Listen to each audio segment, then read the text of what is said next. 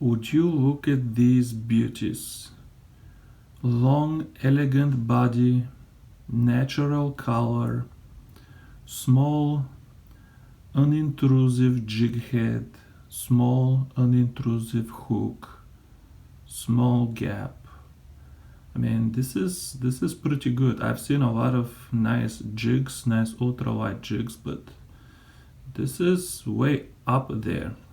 Let me show you the competition from the last video I did about the perfect bait. Notice that these guys have much smaller body than the cultivar worm. The cultivar worm is from here all the way to here.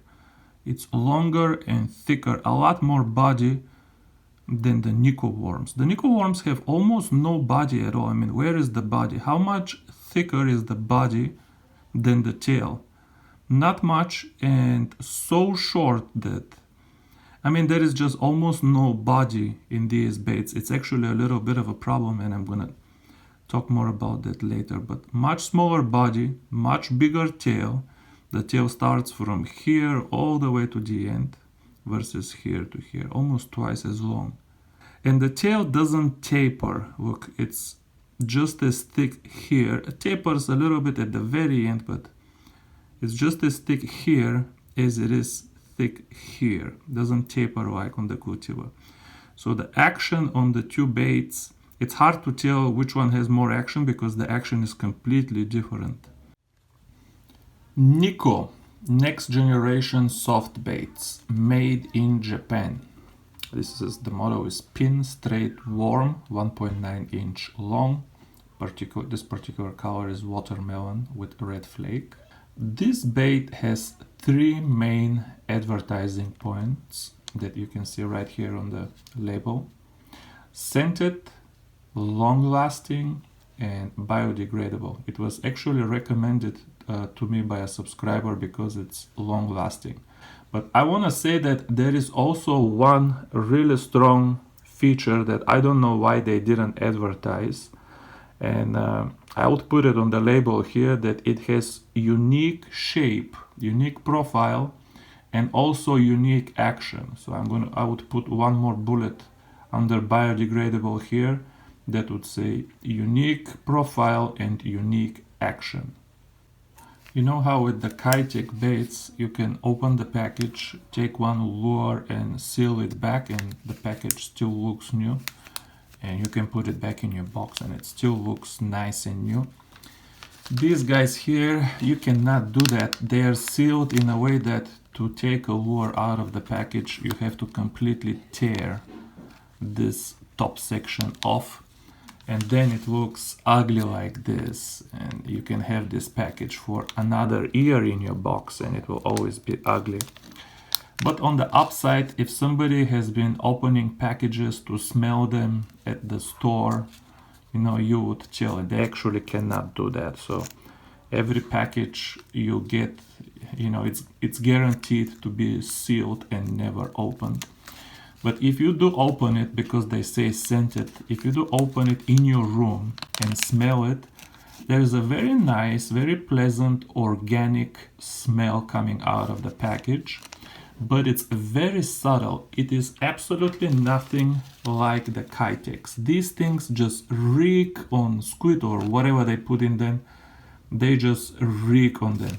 These power baits that I also showed you, they're not as strong as the Kiteks, but they're still pretty strong. You open the package and it smells. And my opinion on scent is, I don't care for scent as long as there is no bad scent. If they have no scent at all, that would be, to me, the bait would be 99% as good as a bait with nice scent. But okay, so the bait has a very soft scent, but at least it doesn't have bad scent like these baits you buy on AliExpress. They look very much like this, but when you open the package that comes from China, it stinks on some synthetic, I don't know, rubber or silicone, or I don't know what it is, but you know what I'm talking about. You open the package and it just doesn't smell good. But if NIKKO sees this video, I do recommend putting a lot more scent in these baits, just because if you're in your room, you can feel sense the smell, but out on the boat, I cannot smell anything. But anyway, my recommendation to NIKKO is definitely put more scent in the baits, because I like the scent. It's very organic, very pleasant, just too subtle. Let me skip the long-lasting feature for a second and talk about the biodegradable.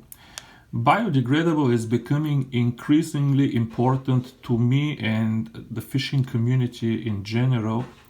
If I had two identical packages with identical bait and one of them was biodegradable and one was not, I would probably be willing to pay between, I don't know, 50 cents to $1 extra for the biodegradable bait, just so I don't feel guilty, because the fish will swallow this, you lose a lot, you snag.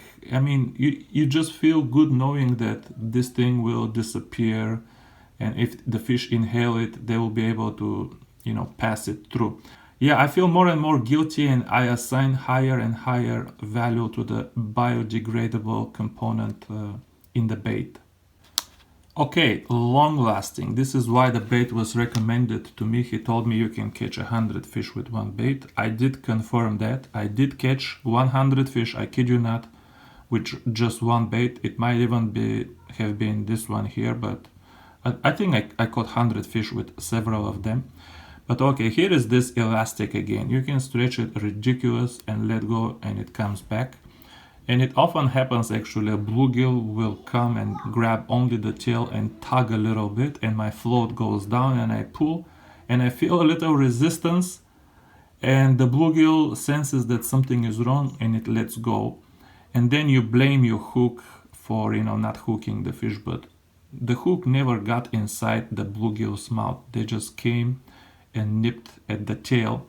And if the bluegill does the same thing with this particular cultivar worm, I told you the tail has a cut here to increase the action. Okay, you can probably see it. If you can't, watch the review of this particular worm.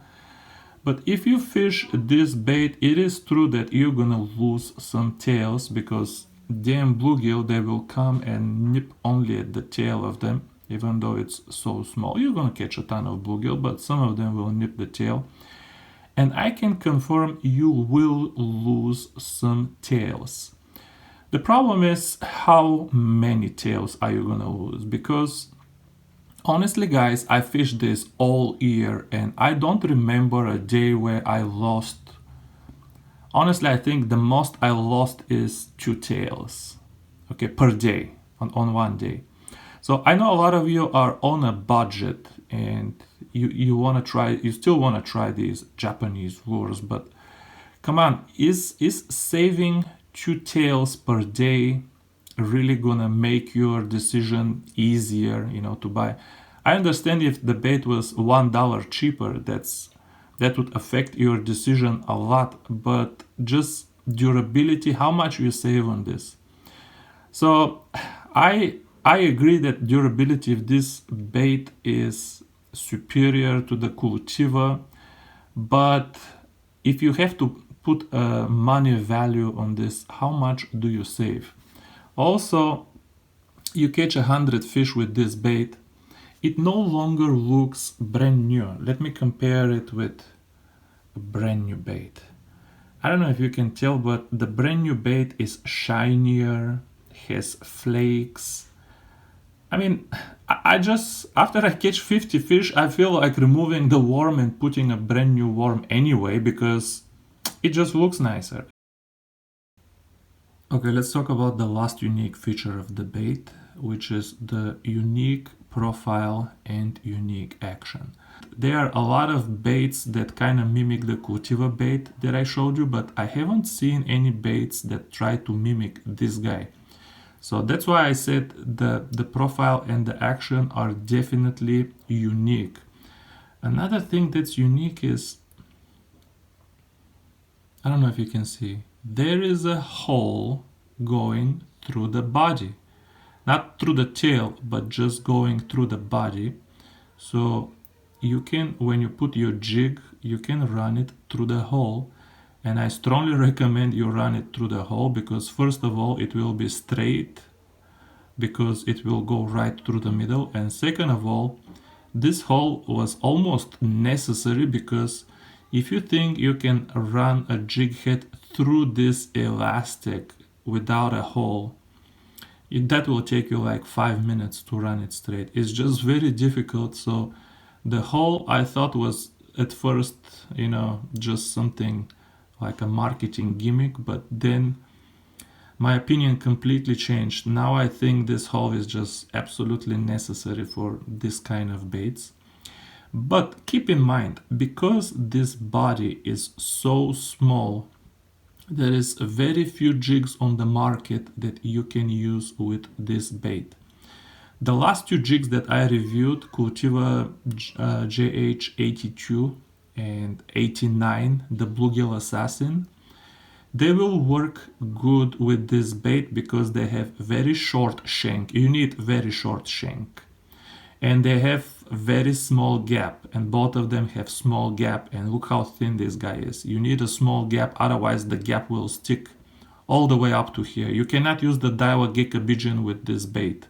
The Gecko Pigeon has too long of a shank and too big of a gap, even in the number 10 size. I found actually the best jig head for this bait is this guy over here because it has extremely thin wire and it goes through this tiny hole just the easiest. And it also has very small head. You can't tell here, but it has a very small head. It's a 0.6 gram. I already mentioned you don't necessarily need small head. You can have your bait mimic something like this, but the small gap and the thin wire are a must. But I haven't reviewed this as a decoy jig. To be honest with you, I don't even know the exact model right now. But I'm gonna review it in the next week or so anyway. But this guy goes through the bait very easy. But like I said, the bluegill assassin and the Cultiva JH82 that you see here will also work with this bait well. Now, if you force me to pick one between the Cultiva and this guy, I still think the Cultiva bait has the better profile. I mean, even for a bluegill, this is so small and so thin. Now, don't get me wrong, I will put some video after the review of me catching slab crappie. 12 and 13 inch crappie will go after this bait, but I think eventually you go into a size that is too small for your fish, right? I'm sure for a lot of you, even the Cultiva is too small than you need. I mean, if you fish in Tennessee or somewhere with big crappie, even the Cultiva is too small. You can just use the baby shad kind of baits and you go after bigger fish. Look at the difference in body. If you go smaller than the Cultiva, then we're talking about not even bluegill and crappie fishing, but micro fishing for some even smaller species, which I'm not interested in. If you fish for micro species, then this bait might be better for you. For me, for 9 or 10 months of the year, the Cultiva will be the better bait, and I would use it over the NIKKO worm. The only exception might be when it's very, very cold, like at the end of November, the water was hitting 40 degrees. At the in the video that I'll show you, I actually used only the NIKKO worm because the fish were just very cold, didn't want to move at all. And I wanted to just show them the smallest presentation that I have, just so it's not much of a commitment, and they worked great. This is their number one color in my opinion. I got 4 packs of this and a couple in my bag. Dark brown with gold flake, and you can see the exact numbers here if you're ordering. My second favorite color is this watermelon red flake here. Almost as good as the black, probably just as good as the black, but the black has the advantage of being a great color in clear water and being a great color in stained water. My number 3 color is definitely this glow in the dark white, which I bought to use when I fish very deep. Sometimes I float fish 15 feet down with a slip float, and when I fish very deep I always try to use some glow-in-the-dark colors. To wrap up this video, I'm gonna tell you this. If you are wondering which of these two baits to choose, I definitely recommend starting with the Cultiva Micro Worm just because it's more universal and it's easier to use. For our species here in the United States, the size of the Cultiva Micro Worm is definitely better than the NIKKO worms, which are a little bit on the small side for crappie and even for bluegill. And also this a little bit bigger body lets you use more jig heads. Okay, you can use a lot more jig heads with this worm than with the NIKKO worms. With the NIKKO worms, if you want to use these guys, you better make sure that you have some very small specialist jig heads with small heads, with very thin wire, with small gap. Otherwise your presentation is just going to be ridiculous and you're not going to catch many fish. Also the Cultiva Micro Worm, let's be honest, it's a lot cheaper. It costs only half of what the NIKKO worms. So definitely if you're wondering which of these to start with, definitely start with this guy here. But that said, if you are someone like extreme filly fishing, you know, interested in these micro species and fishing for very small species most of the time, and you just want to try new stuff, I definitely recommend trying these baits. Also, if you are somebody who fishes, I don't know, ice fishing or in very cold weather or very clear water where you want a very finesse even for ultralight fishing, very finesse presentation, very realistic. These guys do look more realistic than the Cultiva worms and they have nicer colors. So yeah, for these special purposes, the NIKKO worm will be better than the micro worms. My kids just don't wanna let me finish my video. I was gonna put some footage here of me catching a bunch of big slab crappie with these worms, but the video is already 25 minutes, so it's not gonna happen in this particular video. But I will make sure in the next week or so I publish a specific crappie video where every fish that you're gonna see will be caught only on these baits, so watch out for that. Thank you for watching this one to the end, and I'll see you soon. Bye bye guys.